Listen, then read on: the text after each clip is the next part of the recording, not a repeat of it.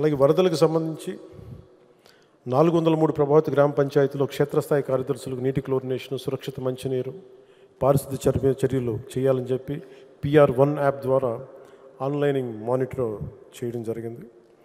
ప్రభావితమైన 403 గ్రామ పంచాయతీలు ప్రత్యేక పారిశుద్ధ్య బృందాలను నియమించడం జరిగింది. 2248 స్థానిక పారిశుద్ధ్య కార్మికులు మరి ఇతర పొరుగు గ్రామ పంచాయతీల నుండి 1278 మంది పారిశుద్ధ్య కార్మికులతో కూడిన ప్రత్యేక పారిశుద్ధ్య బృందాలు ఈ ఫ్లడ్ ఎఫర్ట్స్లో పాల్గొన్నాయి. కాకినాడ వరదలకి గురవుతూ ఉంటాయి.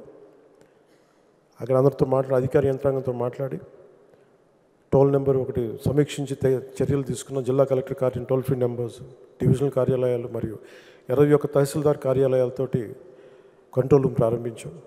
క్షేత్ర పరిస్థితిని ఎప్పటికప్పుడు తెలుసుకునేందుకు మండల స్థాయి ప్రత్యేక అధికారులు నియమించి నిరంతరం పరిశీలిస్తూ వచ్చాం.